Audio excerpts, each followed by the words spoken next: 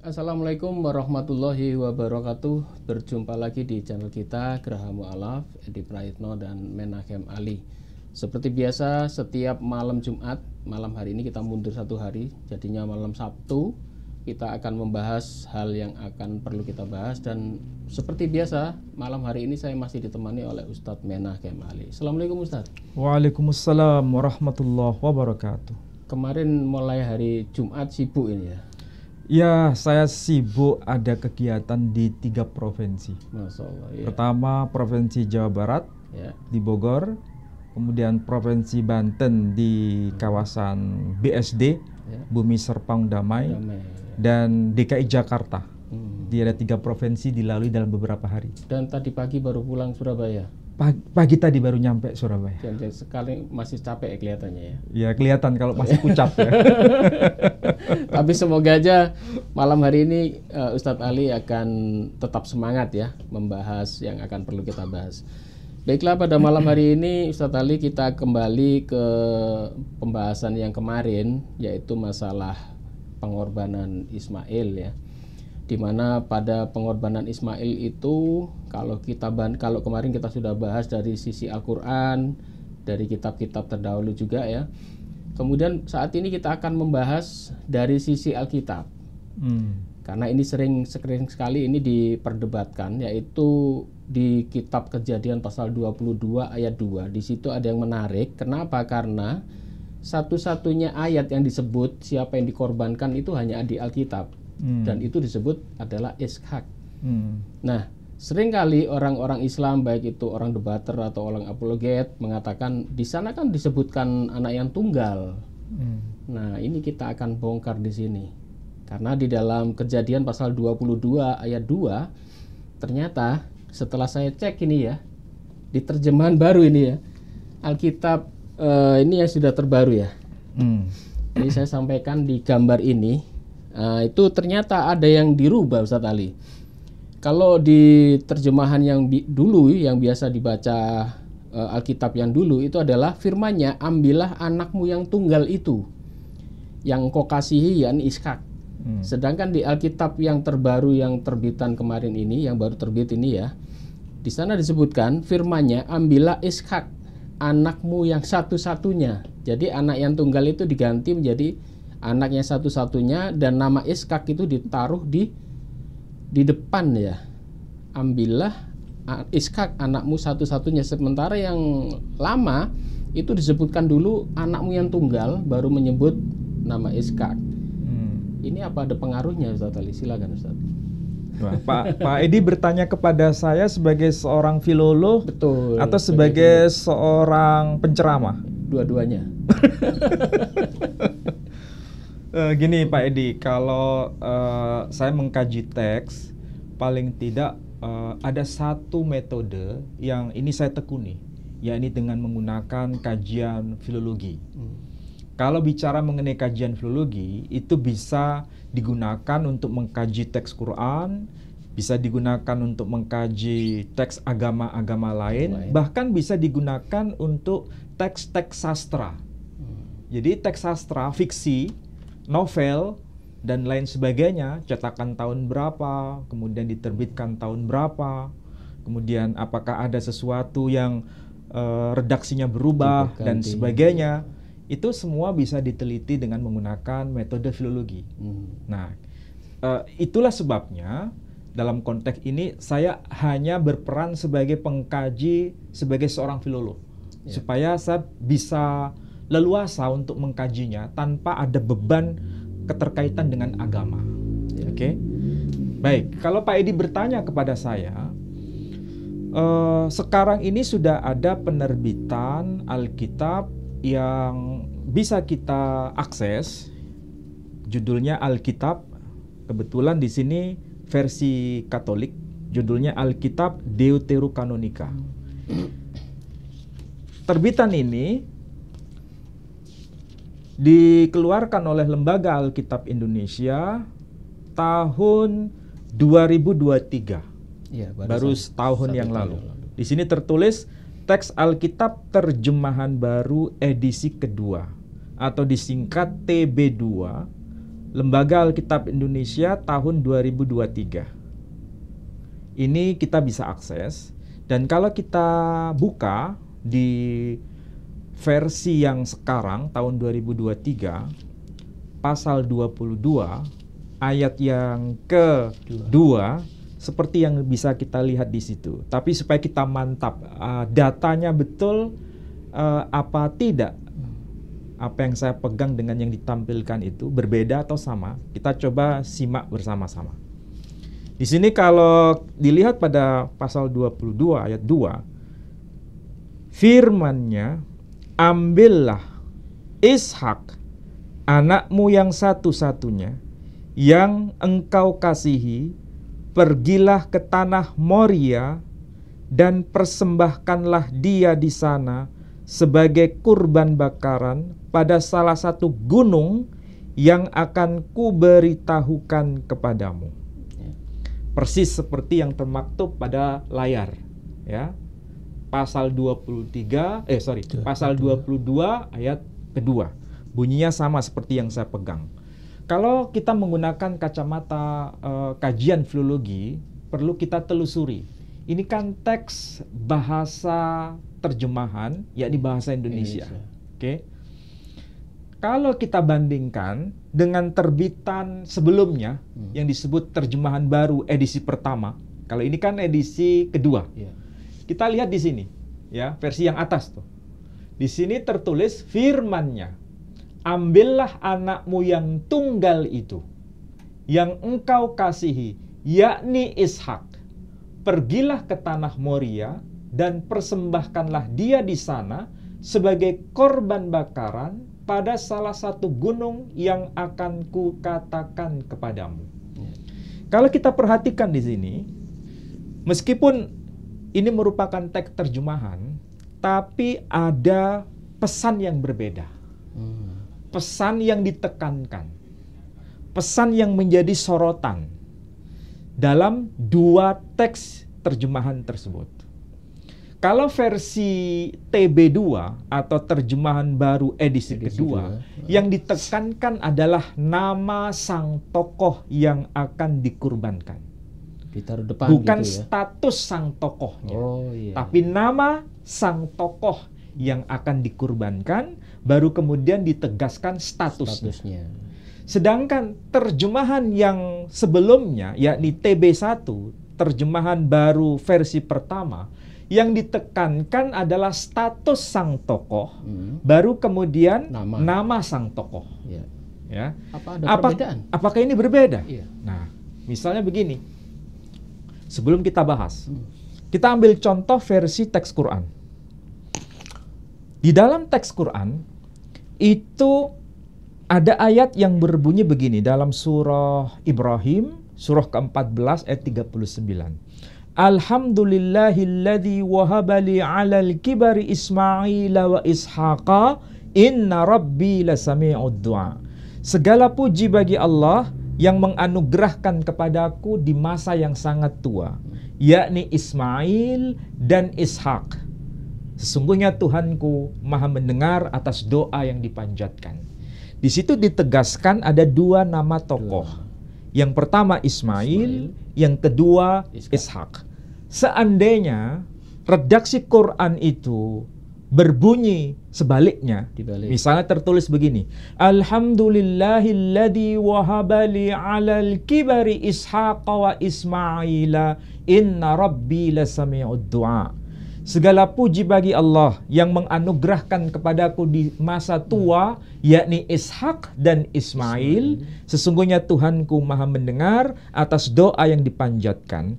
Kira-kira ini ada sesuatu yang berbeda penekanan atau sama? Berbeda. Pasti berbeda penekanan. Karena yang pertama disebut Ismail, kemudian Ishak.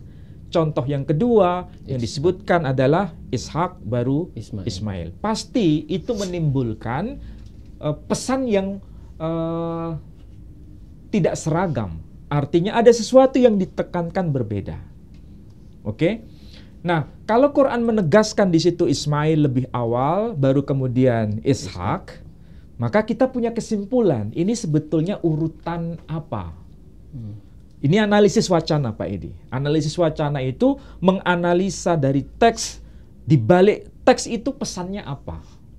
Sehingga kita punya kesimpulan redaksi Quran itu menegaskan ini sekedar urutan kelahiran. Itulah sebabnya Ismail diletakkan di awal, baru kemudian Ishak diletakkan di belakang. Oke. Kita lihat perbandingannya di dalam Alkitab, ya. Versi Yahudi maupun versi Kristiani. Kalau versi Yahudi kan disebut Torah, Nevi'im, Ketuvim. Ya, kalau di dalam versi Kristen kan disebut the Bible, Holy Bible atau Alkitab. Yeah. Sama tertulis dalam kitab 1 Tawari pasal 1 ayat 28 itu ditegaskan. Jadi disebutkan dua tokoh. Bnei Abraham, Yitzhak wa Yismail. Anak-anak Abraham ialah Ishak dan Ismail. Berarti yang ditekankan pertama siapa? Ishak, baru kemudian Ismail. Pertanyaannya, kenapa yang ditekankan Ishak, baru kemudian Ismail? Bukankah Ishak itu anak yang kedua? Ketika Abraham usia 100 tahun. Sedangkan Ismail itu anak pertama ketika Ibrahim usia 86 tahun. Namun kenapa Ishak diletakkan di depan, baru kemudian Ismail diletakkan di belakang? Berarti pesan apa yang sedang disampaikan di situ? Ini bukan sekedar urutan kelahiran, tapi ini urutan kemuliaan.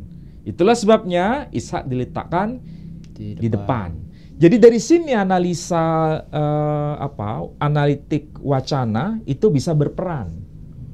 Dan saya kira ini bukan persoalan mana suka, selera mana yang diletakkan di depan, kemudian yang diletakkan di belakang tidak punya makna. Pasti ada sesuatu pesan. Nah, kembali pada persoalan ini juga akan menimbulkan pesan tersembunyi di balik kalimat itu. Kalau kita lihat pada versi yang pertama, terjemahan ini ya, versi yang pertama, terjemahannya tertulis, ambillah anakmu yang tunggal itu. Jadi statusnya itu anak tunggal dulu yang diletakkan di depan. Yeah.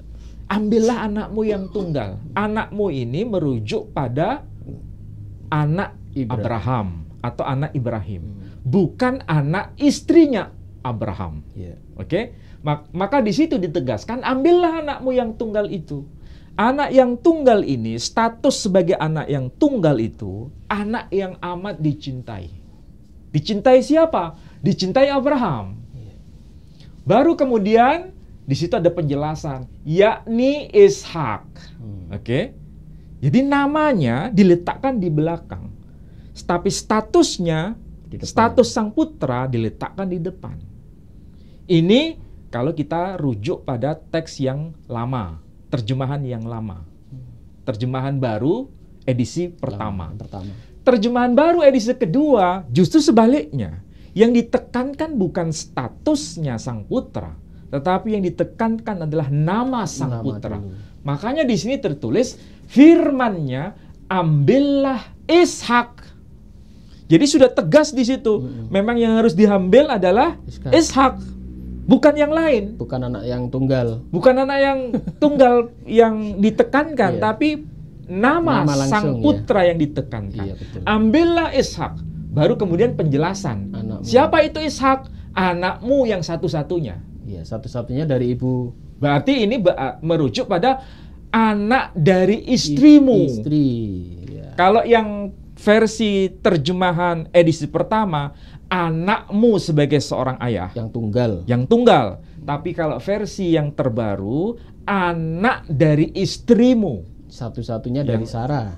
Itulah yang ditekankan. Karena disebutkan Ishak. Karena Ishak itu kan lahir dari istri yang bernama Sarah. Makanya disebutkan, ambillah Ishak. Kalau disebutkan Ishak berarti, oh ini pasti anak dari istri yang bernama Sarah. Bukan anak dari istri yang lain. Ini penekanannya. Soalnya kalau yang pertama, kalau tunggal masih 50-50. Tunggal ini siapa? Atau tunggal ini berarti tidak ada yang lain. Kemudian kecuali merujuk pada anakmu sebagai seorang ayah. Iya kan? Apalagi itu diterangkan di ayat atasnya itu kan berbicara kepada Abraham. Berarti ini anak Abraham ini yang tunggal. Siapa lagi kalau tunggal? Belum ada yang lain kan ya? Nah, itulah sebabnya penekanan itu penting. Maka di sini ada revisi untuk menegaskan direvisi. bahwa itu Ishak bukan selain Ishak. Iya. Makanya Ishak diletakkan bagian depan. Ambillah Ishak, anakmu yang satu-satunya. Jadi kalau Ishak ya berarti anak satu-satunya dari istri yang Iya. bernama Sarah. Ismail juga satu-satunya dari istri Hajar. Yang bernama Hajar, tapi nggak Iya. disebut. Karena yang disebut adalah Ishak. Iya, Bukan iya, iya. ambillah Ismail, anakmu yang satu-satunya. Beda kan? Di sini yang ditekankan ambillah Ishak. Berarti ini istri dari Sarah. Ya, saya kepingin tahu ini kan merujuk dari bahasa Ibrani, Ustaz. Ya. Ini kalau Pak Ali punya Taurat yang berbahasa Ibrani. Oke, pertanyaan bagus. Ini kan kita lihat Terjemahannya ini. Terjemahan di sini ada dua yang ditekankan berbeda. Oke? Iya. Lalu kita rujuk bagaimana yang versi aslinya. Iya. Ya. Versi aslinya ini saya bawakan dua versi Pak Edi karena Taurat itu ada dua Ada versi. dua, iya. Ada versi Samaria, Ada Taurat ada versi Yahudi. Yahudi yang disebut Masoret, Ya. versi Yahudi. Kalau yang Samaritan disebut the Samaritan text atau the Samaritan Torah. Makanya di sini disebutkan the Torah, Jewish and Samaritan version compare. Artinya kitab Torah versi Yahudi dan versi Samaria. Ini dua versi ini dibandingkan. Makanya dalam versi bahasa Ibrani disebutkan Hatorah Girsa Yehudit we Girsa Somronit Behasuva. Arti harfiahnya Hatorah, kitab Torah, Girsa Yehudit, versi Yahudi, we Girsa Somronit, dan versi dari Samaria Behasuva dibandingkan atau dalam perbandingan. Oke. Kita lihat yang pasal 22 ya. Pasal 22. Pasal 22. Ayat yang keberapa Pak Edi? 2. Ayat yang kedua. Nah, di sini disebutkan. Oke, di sini disebutkan. Wa yomer kahna et binha et ikhidha asher akhafta et yitzhak. Nah, kalau begitu, teks redaksi bahasa Ibraninya lebih dekat yang versi terjemahan edisi pertama atau edisi kedua. Edisi pertama, karena di sini disebutkan Weyomer dan firmannya, Kahna et binha, ambillah putramu, et yichideha, yang satu-satunya atau yang tunggal itu. Berarti sama kan? Asher ahafta, yang amat engkau cintai, et Yitzhak, yakni Ishak. Namanya di belakang ya? Jadi namanya di belakang. Jadi versi Yahudi menegaskan demikian. Ya. Berarti yang lebih tepat sebetulnya masih edisi pertama. Itu ya, pertama ya. Karena yang ditekankan adalah putra satu-satunya, statusnya. Ya. Baru kemudian disebut nama sang putra. Kita bandingkan dengan versi yang Samaria. Di sini versi Samaria juga menegaskan demikian. Weyemer kahna et binha et yichideha. Nah, dan dia berfirman, kahna, ambillah, et binha, putramu, et yichideha, yang satu-satunya itu, asher ahafta, yang amat engkau cintai. Ahafta. Kalau bahasa Arabnya itu mirip kan? Tuhibbuhu. Tuhibbuhu, di sini ahafta, artinya yang engkau cintai. Et Yitzhak, yakni Ishak. Sama berarti. Jadi antara versi Yahudi dengan versi Samaria sama, ya. menegaskan status sang putra diletakkan di awal, baru kemudian nama sang putra diletakkan di belakang. Ya. Karena kita tahu antara orang Yahudi dengan orang Samaria itu sama-sama Bani Israel. Ya. Yang versi Samaria itu wilayah kerajaan Israel Utara, sedangkan yang versi Yahudi kerajaan Israel Selatan. Tapi sama-sama merujuk pada kitab Torah.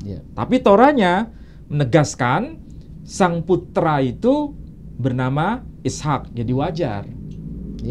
Karena keturunan Ishak itu kan Nabi Yakub. Nabi Yakub nama lainnya Israel. Maka keturunannya disebut Bani Israel. Tapi di sini ada perbedaan. Perbedaan apa? Perbedaan lokasi tempat di mana Ishak dikorbankan. Kalau kita lihat yang versi terjemahan di situ, ditegaskan ke tanah Moria. Iya. Ya kan? Ada kan? Yang atas juga Yang Moria. atas juga sama itu. Moria. Ke tanah Moria. Iya. Yang edisi pertama. Edisi kedua juga sama, ke Moria. tanah Moria. Perhatikan di sini. Di sini ditegaskan dua tempat yang berbeda. Oh, Yahudi sama Samaria. Kalau versi Yahudi di sini ditegaskan di sini kalau ini versi ini ya, versi Yahudi betul. Yahudi. Hamoreh. Disebutkan Hamoreh. Iya. Di sini disebutkan Hamoria. Jadi yang satu Moria, yang satu More. Maksudnya versi Yahudi disebut Hamoria, versi Samaria Hamore. Berarti sama atau beda? Hamore sama Moria sama atau beda? Secara bahasa. Secara bahasa beda. Beda. Ya, lokasinya? Bukan dialek yang beda ya? Bukan. Kalau Pak Bambang Nursena mengatakan itu hanya dialek yang beda. Iya, tapi lokasinya sama. Iya. Kira-kira kalau diberi jawaban seperti itu, kita menerima nggak itu alasan yang bisa dipertanggungjawabkan? Beda, bunyinya aja beda ya. Secara bunyi mungkin mirip ya, Moria. Secara bunyi mirip, tetapi bukan masalah bunyi ini. Ini masalah lokasi memang berbeda. Oh, dua gunung itu beda alamatnya. Dua kawasan yang berbeda. Kalau Hamoria itu kawasan letaknya di selatan, Palestina bagian selatan, yang kita kenal Yerusalem itu. Yeah. Sedangkan kalau Hamoreh itu letaknya di Nablus, di utara, Palestina bagian utara. Makanya kiblat sembahyang orang Yahudi dengan kiblat sembahyang orang Samaria itu letaknya berbeda. Dan sama-sama mengklaim, menurut Yahudi disitulah dulu Abraham menyembelih putranya di tanah Moria, di bukit Moria, bagi Yahudi. Sedangkan orang Samaria tidak. Abraham menyembelih putranya itu di tanah Hamoreh, letaknya di kawasan Palestina bagian utara, yang di kawasan Nablus itu. Jadi itu bukan sekedar kiblat, tapi memang itu ada kaitannya dengan latar belakang. Kenapa kiblat itu menjadi suci? Karena ada peristiwa kurban ini. Jadi orang Yahudi sama Samaria itu kiblatnya berbeda. Kalau Samaria menghadap ke? Ya, kalau Samaria ya ke arah Gunung Gerizim. Sedangkan orang Yahudi ke arah Gunung Yerusalem. Kalau pakai barat utara gitu, kalau Gerizim itu menghadap ke? Lah kalau Gerizim ya letaknya di bagian utara atau Pak Edi? Menghadap utara. Bukan. Kalau Mekah itu, kalau kita di sini ya menghadap ke barat. Nggak, dilihat dari orang Samaria. Oh, maksudnya orang Yahudi. Orang Yahudi. Berarti lokasi Gerizim di mana? Di utara. Berarti dia kiblatnya ke utara. Utara. Tapi kalau orang Samaria itu melihat melihat Yerusalem ke arah selatan. Jadi ini kawasan yang berbeda. Memang kawasannya berbeda. Berbeda, bukan soal dialek. Nah, masalahnya kenapa di sini tertulis Hamoreh, sedangkan yang di Samaria disebut Hamoreh ya, sedangkan di versi Yahudi Hamoria. Kenapa berbeda? Dan kapan itu perbedaan muncul? Kita cek yang versi Septuaginta, Pak Edi. Di Taurat Septuaginta. Ya, Taurat versi Septuaginta. Kita lihat di sini. Taurat versi terjemahan versi Yunani ya, ini kan abad ke-5 sebelum Masehi. Ya. Di sini ditegaskan tidak disebutkan nama tempat, Pak Edi. Bahkan di sini dikatakan kai epe labeton huion soton agapeton. Maksudnya, ambillah putramu yang engkau cintai. Hon egapesas, yang benar-benar engkau cintai. Ton Ishak, yakni Ishak. Berarti nama Ishak diletakkan di mana? Di depan atau belakang? Belakang kan? Belakang. Nama Ishak. Disebutkan anak yang dicintai, agapeton. Agape itu yang dicintai. Egapesas, yang benar-benar dicintai. Yang tunggalnya disebut di mana? Di sini kata tunggal nggak muncul, Pak ini. Hanya ditegaskan, ambillah putramu yang engkau cintai, yang benar-benar engkau cintai, yakni Ishak. Oh, satu-satunya sama tunggal tidak muncul. Tidak muncul di sini. Tapi yang lebih unik lagi di sini, versi bahasa Yunaninya tidak muncul nama lokasi. Hanya disebutkan Eisten, Genten, Upselen. Maksudnya tanah atau kawasan yang tinggi. Bukit gitu ya. Bukit yang tinggi.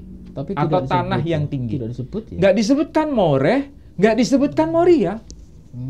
Berarti kalau kita lihat versi yang lama tuh, versi yang bahasa Yunani, nggak ada penyebutan nama lokasi. Padahal ini kan ambilnya juga dari kitab Ibrani ya. Nah, masalahnya begini, versi yang Ibrani yang kita punya, yang sampai kepada kita, itu kan yang paling tua adalah abad ke-9. Oh, abad 9. 9 Masehi. Sementara ini? Ini abad ke-5. Oh, lebih dulu ini. Sebelum Masehi. Ini dokumen yang paling lama, tidak menyebut nama lokasi. Sedangkan bahasa Ibraninya yang paling tua itu justru abad ke-9 Masehi. Abad 9. Kalau abad ke-9 Masehi, Islam sudah datang atau belum? Sudah ada berarti. Sudah ada kan? Berarti lebih dulu ini ya. Justru yang lama ini sebelum era pra-Masehi, dia disebutkan nama kawasannya. Kalau kita bandingkan dengan manuskrip Dead Sea Scroll, tahu manuskrip Dead Sea Scroll? Yang ditemukan naskah-naskah Laut Mati. Laut Mati. Oke. Malah tidak disebutkan siapa yang dikorbankan itu namanya. Oh, tidak disebutkan.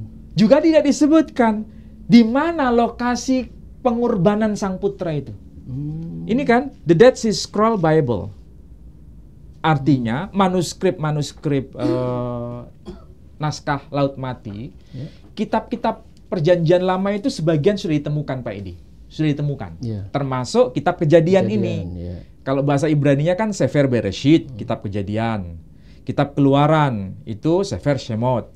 Kemudian kitab ulangan itu Sefer Yikra. Kemudian kitab bilangan itu Sefer Bemidbar. Dan yang terakhir kitab ulangan disebut Sefer Devarim. 5 kitab ini semua ditemukan. Hanya saja yang unik, berapa jumlah kitab kejadian atau Sefer Bereshit yang sudah ditemukan? Ada sekitar 19 naskah. Dari mana? Dari beberapa gua. Ada gua pertama, gua kedua, gua keempat, gua keenam, dan gua ke-8. Dari semua gua itu sampai gua ke-11. Tapi yang ditemukan sampai gua ke-8. Gua pertama, gua ke-4, gua ke-6, dan gua ke-8. Semuanya itu kalau dihimpun ada 19 kitab kejadian. Semuanya itu, Pak Edi, tidak disebutkan siapa namanya putra yang dikurbankan. Juga tidak disebutkan di mana lokasi tempat dia dikurbankan. Di sini nggak ada disebutkan. Disebut, dilihat itu. Hanya tercantum kalau di cross check ya, itu hanya tercantum ayat 13, ayat 14, ayat 15. Oh, ayat 1 nggak ada. Ayat 1, 2, 3, 4, 5, 6, 7, 8, 9, 10, 11, 12 tidak ada. Berarti langsung pada apa itu? Abraham mengambil domba yang sebagai pengganti putranya itu, diambil kemudian disembelih. Berarti tidak menceritakan pengorbanan ini ya. Nama sang putra yang dikurbankan tidak ada, tempat dia dikurbankan juga tidak dijelaskan Moreh atau Moria. Makanya di sini ada problem. Kalau misalnya ada problem apa? Mengenai nama sang putra yang dikurbankan sama tempat, dan nama tempat dia dikurbankan, itu menjadi persoalan. Jadi kalau begitu, nama tempat yang disebut Hamoreh atau Hamoria, mana yang betul? Itu juga diperdebatkan. Itu menjadi perdebatan. Jadi kalau kita berpikir sederhana ya, ini kita lihat dari 2 tradisi agama. Kalau di Islam, teks Qur'annya kan jelas. Memang tidak disebut nama kan? Nggak ada nama Ismail di situ disebut. Itu adalah teks Quran yang sharih, yang jelas, memang tidak menyebut nama. Kalau ada yang berpendapat para ahli tafsir ada yang mengatakan ini Ismail atau ini Ishak. Ini hanya perdebatan penafsiran. Jadi tidak merujuk pada teks yang asli yang diperdebatkan. Jadi teks aslinya tetap sama, tidak menyebut nama, tapi perdebatannya adalah tafsiran terhadap teks itu. Iya. Tafsiran itu kan bukan bagian dari pewahyuan. Iya. Kalau dalam konteks ini, ya. Itu kalau kita lihat dari sisi Quran. Jadi sebetulnya Quran itu fix. Fix apanya? Fix tidak menyebut nama. Gitu ya. Hanya tafsiran terhadap tafsiran para ahli tafsir yang berbeda. Ya tentu saja ada kaitan juga dengan hadis-hadis itu. Tapi hadis-hadis itu juga bermasalah karena fixnya lokasinya sama, yakni di kawasan Makkah, baik itu Ismail maupun Ishak. Kemarin sudah saya jelaskan itu, sudah fix. Saya berani berkata, dan mungkin kalau ada yang bisa membantah argumentasi saya akan berikan hadiah buku ini. Bila ada penjelasan bahwa Ishak disembelih di kawasan Palestina, ada nggak redaksi hadis kayak begitu? Saya akan berikan ini harganya lumayan nih. Saya berikan sebagai hadiah. Saya tolong dibantu kalau ada yang bisa membuktikan redaksi hadis yang menyatakan bahwa Ishak disembelih di kawasan Palestina. Karena yang saya tahu, Ismail dalam redaksi hadis itu disembelih di kawasan Mekah. Ya. Kemudian Ishak juga disembelih di kawasan Mekah. Itu hadis-hadis yang saya tahu. Kalau seandainya ada yang memberitahu, siapapun dia, ada hadis ini, sekalipun dhaif, tolong tunjukkan hadisnya yang menegaskan Ishak disembelih di kawasan Palestina. Saya berikan hadiah ini. Gitu. Oke. Itu kan membantu saya sebetulnya, membantu saya. Jadi sebetulnya fenomena ini menariknya di sini kali ya. Jadi kalau kita melihat bahasa Ibrani tadi, kemudian dibandingkan dengan Septuaginta yang lebih tua, ternyata Septuaginta tidak menyebut nama lokasi dan itu. Ternyata di Dead Sea Scroll pun tidak menyebut nama lokasi, bahkan tidak menyebut nama sang putra. Iya. Apa ini ada campur tangan yang ditambah-tambah? Saya tidak boleh menafsirkan sendiri Pak Edi. Itu bukan tugas saya. Iya. Saya hanya menghadirkan teks apa adanya, memang faktanya begitu. Berarti ini bisa ditafsir lagi nanti. Ya. Dari 4 bukti ini ternyata dari Taurat sendiri ya. Sementara ini yang terjemahan terbaru tadi itu juga sudah dirubah lagi. Untuk menegaskan siapa nama putra yang dikurbankan. Iya, kalau kita ke belakang lagi, itu ada gunung yang berbeda. Ke belakang lagi, pakai Septuaginta tidak disebut gunung, tidak disebut nama. Betul. Kemudian lebih tua lagi, Dead Sea Scroll tidak menyebut nama, tidak menyebut kejadian ini malah. Iya.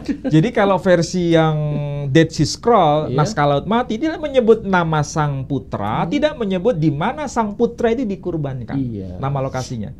Jadi kalau kembali pada penjelasan saya tadi, versi Islam itu sebetulnya sudah fix, sudah disepakati bahwa teks Quran memang tidak menyebut nama. Ya, kalau kita melihat sejarah Ustaz Ali ya, kalau waktu itu kan kejadiannya, baik itu di Al-Quran dan di Alkitab, itu Ibu Hajar itu kan diusir.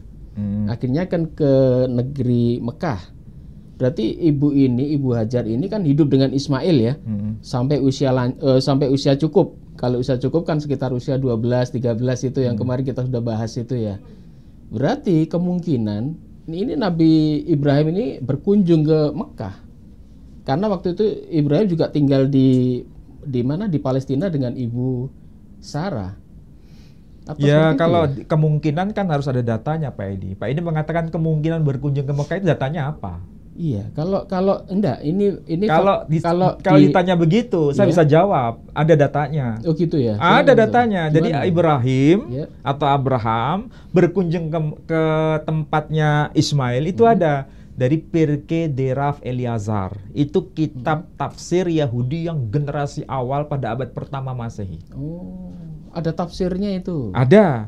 Menyebutkan bahwa Abraham mengunjungi Ismail. Artinya apa? Memang bukan berarti Abraham terpisah dengan Ismail, tapi mengunjungi Ismail. Oh, Bahkan 2 kali kunjungan sering itu berkunjung ketika ya? ketika Ismail sudah dewasa. Bahkan untuk mengganti istrinya itu ya? Iya, kan ada Diceritakan dalam dia. kitab Pirkei Deraf Eliezer. Itu abad pertama Masehi. Jadi bukan kemungkinan. Kalau memang kemungkinan ya? itu kan datanya mana? Iya, iya, Kalau saya iya, tanya iya. begitu Pak Edi nggak bisa jawab kan kemungkinan. Kalau saya kan bisa jawab, ada dokumennya. Memang ada perjalanan Ada, ya. ada. Cuma masalahnya Betul. begini, apakah Sarah itu mengunjungi Ismail? Oh ya, Ibu Sarah ya, dari Palestina ke Mekah ya. Nggak ada datanya itu. Oh, berarti beliau tidak pernah mengunjungi ya? Nggak ada datanya. Kalau kemungkinan, ya mungkin, tapi mungkin ada nggak Tapi dasarnya? datanya tidak ada ya? Nggak ada. Tapi kalau Nabi Ibrahim ada datanya. Ada. Jadi jangan berkata mungkin lagi. iya, iya, Kalau iya. Sarah mungkin mengunjungi Ismail, ya mungkin. Tapi mungkin datanya mana? Nggak ada. Iya, Jadi kalau bicara, jangan bicara soal mungkin. Kalau Iya, nggak ada iya, data. iya. Oke? Nah, kalau Sarah saja tidak berkunjung karena memang nggak ada datanya. Kemudian Ishak berkunjung nggak dengan ke Ismail? Juga nggak ada datanya. Tapi kalau waktu Nabi Ibrahim meninggal, kedua anak itu bertemu, berarti saling kunjung gitu. Ya, berarti Ismail berkunjung ke Palestina. Oh, Bukan ya. Ishak berkunjung ke Iya, soalnya dimakamkan di Mekah. Nabi Ibrahim dimakamkan di Iya. Palestina. Berarti Ismailnya yang ke Palestina. Ismail yang ke sana. Berarti antara Palestina dan Arab ini mereka riwa-riwi ya. Ya, Baik begitulah. anak bapak. Tetapi ada kapan hari itu beberapa orang mengatakan mustahil Nabi Ibrahim berkunjung ke Mekah, jaraknya jauh katanya. Padahal ini cerita anak bapak ini bolak-balik ke Mekah Palestina ini. Itulah sebabnya datanya kan sudah ada Pirkei Deraf Eliezer. Abraham dari Babilonia, Irak ke tanah Palestina. Itu Iya, berapa kilometer jaraknya, itu? iya. Tapi bisa nggak? Bukan mustahil, faktanya ada. Bahkan Abraham sampai ke Mesir. Iya. Ke Mesir itu berapa jaraknya kilometer? Kalau dari Mesir sampai ke kawasan Babilonia saja itu bisa dilakukan. Sangat mustahil bila Ibrahim tidak sampai ke Mekah. Apalagi dulu pernah kita bahas si putri dari selatan itu ya. Siapa itu yang ini Ratu Sheba, Ratu Selatan. Jaraknya tambah jauh lagi. Iya, antara dari Yaman sampai ke Palestina itu Yang bisa. pucuk itu. Iya. Bagaimana mungkin Abraham tidak bisa? Yaman ya. Padahal kalau kita lihat peta sekarang Yaman ke Palestina berapa kilo itu naik pesawat itu ya. Makanya tadi saya katakan kalau di Islam itu sudah fix tidak ada perselisihan. Memang tidak disebutkan nama di situ. Oke. Tetapi perbedaan itu hanya tataran tafsir. Yang menjadi persoalan besar dalam tradisi Yahudi dan Kristen itu bukan persoalan tafsir Pak Edi, tapi persoalan teksnya. Iya, teksnya bukan tafsir. Teksnya berbeda. Teksnya itu lokasi tempat pengorbanan itu berbeda. Sangat berbeda. Jadi itu bukan tafsir lagi. Sudah fix memang menyebutkan Ishak. Tapi tidak fix menyebutkan di mana letak lokasi kurban itu. Itu bukan tafsir lagi. Yang teks Torah satu menyebut Moreh, Taurat yang satunya lagi menyebut Moria. Jadi keduanya tidak bisa dikompromikan. Dan itu dibuktikan lagi dengan arah kiblatnya antara orang Yahudi dengan orang Samaria itu. Nah, itulah mereka sebabnya menghadap kiblat yang beda-beda ya. Antara kiblat yang satu dengan yang lain karena tempat pengorbanan itu berbeda. Jadi kalau begitu, yang punya masalah besar itu yang Muslim atau yang Yahudi atau Kristiani? Ya ini ya masalah mereka. Ya, jadi sebetulnya kita biasa-biasa aja mengenai siapa yang dikorbankan, mau Ismail, mau Ishak, itu kan perdebatan mengenai tafsirnya, bukan teks aslinya. Sebentar Ustaz, itu soal kiblat ya. Orang Yahudi itu kan menghadap ke kiblatnya istananya Nabi Sulaiman yang sekarang ada tembok ratapan itu ya. Apakah orang Samaria nggak ke sana? Enggak. Oh, sampai jadi sekarang? nggak diakui. Sampai sekarang? Sampai sekarang. Oh. Jadi orang Samaria itu tidak mengakui itu sebagai kiblat karena itu bagi orang Samaria itu bukan sesuatu yang suci. Oh, gitu. Bagi orang Samaria ada di Nablus itu. Padahal kan ada ibadah haji itu ya, yang naik ke Palestina tiap tahun itu berarti orang Samaria nggak ke sana? Nggak ke sana, hanya ke Nablus itu. Iya. Tapi mereka sama-sama ke bukit ya. ya? Sama-sama ke bukit itu. Ya? Sama-sama berhaji, tapi hajinya tempatnya lokasi berbeda. Sampai hari ini? Sampai hari ini. Oh. Jadi itu kan persoalan bukan soal tafsir, tapi memang teksnya, tempat ya? tempatnya berbeda. Iya. Kalau Islam, tempat hajinya ya sama. Di Mina. Mau yang disembelih Ishak, mau yang disembelih Ismail, hajinya tetap sama-sama di Mina. di Mekah. Di Mekah, iya. Berarti memang kalau di Mekah, kalau Ishak ya memang agak kecil kemungkinan. Kalau Ismail kan memang Ismail tinggal di situ ya. Nah, itulah sebabnya kemudian ada kritik dalam hadis. Kalau disembelih itu Ishak, apa mungkin Ishak ada tinggal di situ? Di Mekah. Iya, karena tidak ada tadi dokumen Ishak berkunjung ke Mekah tidak ditemukan ya. Iya. Kalau Ismail berkunjung ke Palestina ada dokumennya. Waktu Nabi Ibrahim meninggal itu mereka bertemu dua anak ini menguburkan bapaknya. Dulu komunikasinya pakai apa? Jaraknya segitu ya? Mungkin pakai handphone barangkali. Ini bapak sakit ini, bapak meninggal. Jaraknya ratusan kilo itu. Ya biasanya ada utusan. Ada utusan gitu. Lihat itu ketika Ishak mau mengambil Rifka itu kan ada utusan. Tapi jarak segitu jauh kan berhari-hari itu bapaknya, tapi waktu menguburkan bareng gitu. Iya. Mungkin waktu sakit dikabari ya. Ya jelas itu hanya to the point saja. Iya, tidak diceritakan secara detail. Sakitnya sakit malaria atau sakit apa nggak ada. Siapa yang diutus ke sana? Soalnya Nabi Ibrahim ini kan orang bangsawan waktu itu ya. Dia punya karyawan banyak, punya bujang banyak. Dia kan keturunan raja dari Raja Mesir. Dia pasti memiliki posisi yang penting pada masyarakatnya dan dia punya anak buah banyak. Pegawai-pegawai, anak buah yang pada masa itu lumrah. Dan kendaraan yang tercepat punya dia, mungkin kuda atau onta ya kan. Ada kereta juga ya. Kalau kita bayangkan sih, soalnya banyak orang mengatakan kapan Nabi Ibrahim ke Mekah mendirikan Ka'bah dan sebagainya, itu kan banyak pertanyaan seperti itu. Setelah kita bahas ini ternyata bapak dan anak ini riwariwi itu Palestina Mekah ini. Betul. Kalau dikatakan tidak mungkin itu tidak ada kaitannya dengan Mekah, Abraham. Ya sebetulnya kalau kita baca ya ada. Cuma masalahnya mereka mau mengakui atau tidak. Iya. Ya kan? Iya. Ya, baiklah saudara-saudaraku sekalian. Menarik ya. Sekarang sudah terjawab sudah teka-teki yang selama ini. Bahwasanya kalau di dalam Al-Qur'an memang tidak pernah disebut nama siapa yang dikorbankan. Kemudian mereka, kaum non-Islam, mereka selalu mengatakan bahwa Ishak lah yang dikorbankan. Ternyata penyebutan nama Ishak ini pun ya tanda kutip masih bermasalah. Kenapa? Karena kita sudah hadirkan 4 dokumen di sini. Itu memang ada yang disebut, ada yang tidak disebut, bahkan ada 2 gunung yang disebut, ada yang tidak disebut. Bahkan dokumen yang tertua pun itu malah tidak menyebut kisah ini. Ya, ini bisa Anda persepsikan masing-masing, Anda bisa mengambil kesimpulan masing-masing. Kalau kita mengambil kesimpulan itu kata Ustadz Ali, kita gak berhak ya. Gak berhak. Baiklah saudaraku, kita ingatkan sekali lagi bahwa Yayasan Pembina Mu'alaf masih membutuhkan bantuan bapak-bapak, ibu-ibu sekalian. Tax line-nya masih berjalan. Anda bisa salurkan bantuan Anda kepada kami. Ini untuk program kami untuk membantu para mu'alaf dan juga pembangunan Masjid At-Taqwa di Wonosalam Jombang yang sampai hari ini belum selesai.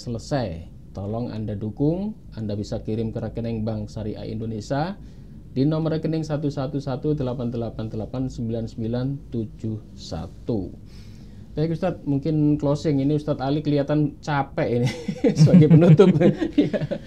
Ya, kesimpulan sederhana bahwa yang pertama, dokumen-dokumen yang paling awal Dead Sea Scroll itu memang tidak menyebutkan siapa nama sang putra yang dikurbankan dan tidak menyebutkan di mana sang putra itu akan dikurbankan. Lokasinya di mana? Di mana? Tidak ada penegasan secara secara jelas. Kita bisa baca dari The Dead Sea Scroll, naskah-naskah Laut Malti abad ketiga sebelum Masehi. Tidak ada. Kemudian kalau kita bandingkan dengan terjemahan Alkitab yang versi yang lama, maksudnya bahasa Yunani abad kelima sebelum Masehi, juga tidak ditegaskan lokasi tempat kurban sang putra itu di mana. Hanya disebutkan tanah yang tinggi. Kemudian kalau kita bandingkan dengan Alkitab versi Samaria, maksudnya Torah versi Samaria ataupun Torah versi Yahudi, ternyata lokasi tempat kurban itu memang berbeda sampai hari ini. Artinya secara tegas teks suci itu berbeda. Bukan tafsirnya yang berbeda, Teksnya. tapi teks aslinya itu berbeda. Nah, sedangkan kesimpulan yang kedua, Islam itu menegaskan nama sang tokoh memang tidak ditulis siapa, Ismail atau Ishak.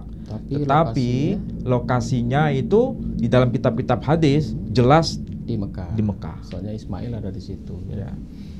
Baik saudara-saudaraku sekalian, demikian perjumpaan pada malam hari ini. Semoga Anda bisa mengambil manfaat dan pembelajaran. Dan sekali lagi mohon maaf jika ada salah kata. Wabillahi taufik wal hidayah. Wassalamualaikum warahmatullahi wabarakatuh. Waalaikumsalam warahmatullahi wabarakatuh.